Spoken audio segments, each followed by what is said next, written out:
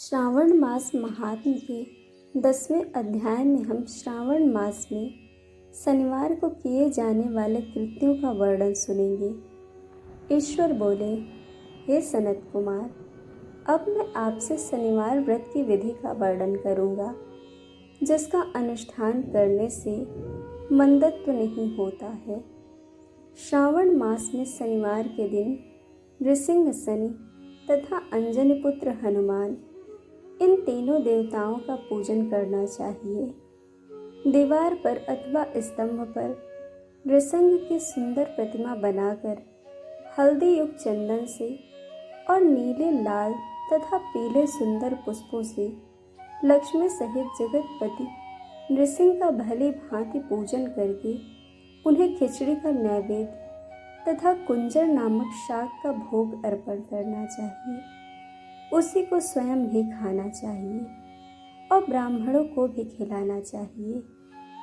तिल का तेल तथा घृत स्नान भगवान नृसिंह को प्रिय है। शनिवार के दिन तिल सभी कार्यों के लिए प्रशस्त है।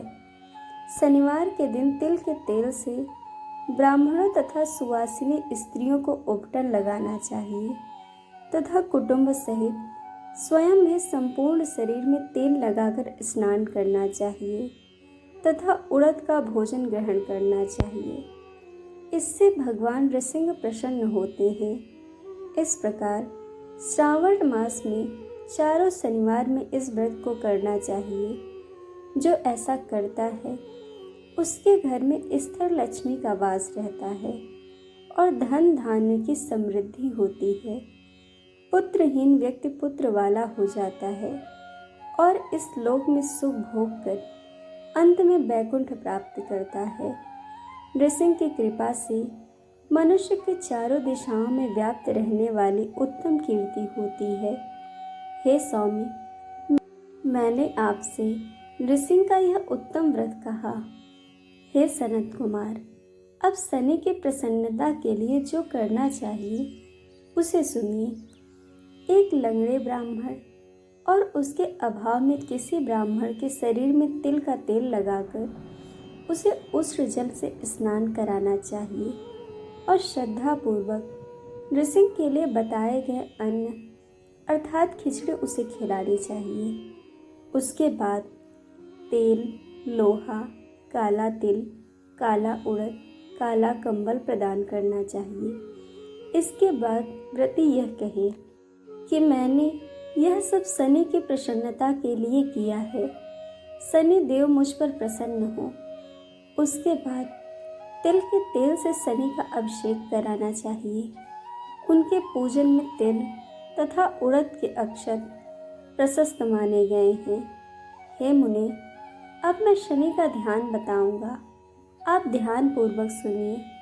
शनैश्चर कृष्ण वर्ण वाले हैं, मंद गति वाले हैं, काश्यप गोत्र वाले हैं, सौराष्ट्र देश में पैदा हुए हैं, सूर्य पुत्र हैं, वर देने वाले हैं, दंड के समान आकार वाले मंडल में स्थित है। इंद्र नीलमणि तुल्य कांति वाले हाथों में धनुष बाण त्रिशूल धारण किए हुए हैं, गिद्ध पर आरूढ़ हैं।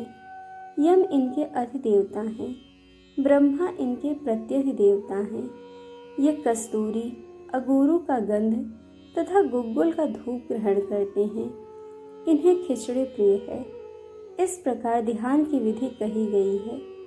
इनके पूजन के लिए लौहमयी सुंदर प्रतिमा बनानी चाहिए।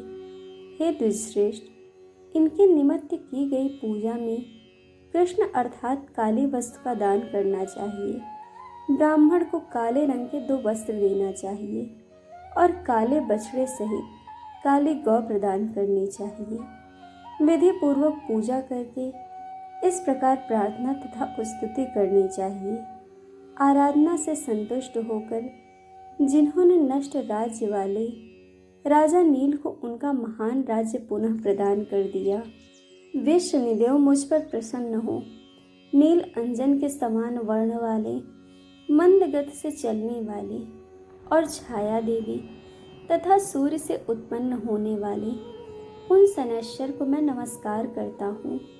मंडल के कोण में स्थित आपको नमस्कार है। पिंगल नाम वाले आप शनि को नमस्कार है। हे देवेश, मुझ दीन तथा शरणागत पर कृपा कीजिए। इस प्रकार स्तुति के द्वारा प्रार्थना करके बार बार प्रणाम करना चाहिए।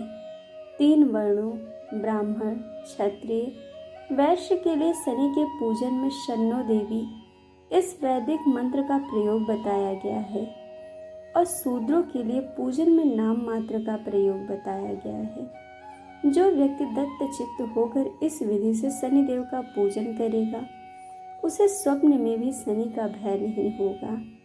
हे विप्र, जो मनुष्य श्रावण मास में प्रत्येक शनिवार के दिन भक्ति पूर्वक इस विधि से इस व्रत को करेंगे उन्हें शनैश्चर के द्वारा लेश मात्र भी कष्ट नहीं होगा। जन्म राशि से पहले, दूसरे, चौथे, 5वें, 7वें, 8वें, 9वें तथा 12वें स्थान में स्थित शनि सदा कष्ट पहुंचाता है। शनि की शांति के लिए क्षमाग्नि इस मंत्र का जप कराना बताया गया है। उनकी प्रसन्नता के लिए इंद्रनील मणि का दान करना चाहिए। हे सनत कुमार, इसके बाद अब मैं हनुमान जी की प्रसन्नता के लिए विधि का वर्णन करूंगा। हनुमान जी की प्रसन्नता के लिए श्रावण मास में शनिवार को रुद्र मंत्र द्वारा तेल से उनका अभिषेक करना चाहिए। तेल में मिश्रित सिंदूर का लेप उन्हें समर्पित करना चाहिए। जपा कुसुम की मालाओं से, आक धतूरा की मालाओं से, मंदार पुष्प की मालाओं से, बटक बड़का पेड़ के नैवेद्य से तथा अन्य उपचारों से भी यथाविधि अपने सामर्थ्य अनुसार श्रद्धा भक्ति से युक्त होकर अंजनी पुत्र हनुमान जी की पूजा करनी चाहिए।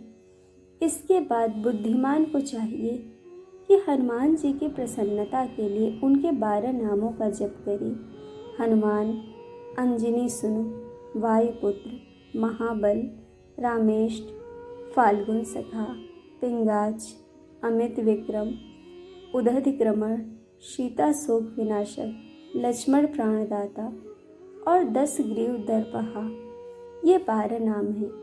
जो मनुष्य प्रातः काल उठकर इन 12 नामों को पढ़ता है उसका अमंगल नहीं होता है और उसे सभी संपदा सुलभ प्राप्त हो जाती है। इस प्रकार श्रावण मास में शनिवार के दिन वायुपुत्र हनुमान की आराधना करके मनुष्य वज्र तुल्य शरीर वाला, निरोग तथा बलवान हो जाता है। अंजनी पुत्र की कृपा से वह कार्य करने में वेगवान तथा बुद्धि वैभव से युक्त हो जाता है।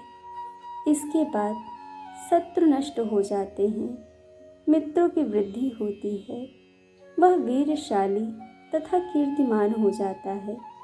यदि साधक हनुमान जी के मंदिर हनुमत कवच का पाठ करे तो वह अणिमा आदि 8 सिद्धियों का स्वामित्व प्राप्त कर लेता है और यक्ष, राक्षस तथा बैताल उसे देखते ही कंपित तथा भयभीत होकर वेग पूर्वक 10 दिशाओं में भाग जाते हैं। हे सत्तम, शनिवार के दिन पीपल के वृक्ष का आलिंगन तथा पूजन करना चाहिए। शनिवार को छोड़कर अन्य किसी दिन पीपल के वृक्ष को स्पर्श नहीं करना चाहिए। शनिवार के दिन उसका आलिंगन सभी संपदाओं को प्राप्त कराने वाला होता है। प्रत्येक मास के 7 वारों में पीपल का पूजन फलदायक है, किंतु श्रावण में यह पूजन अधिक फलप्रद है।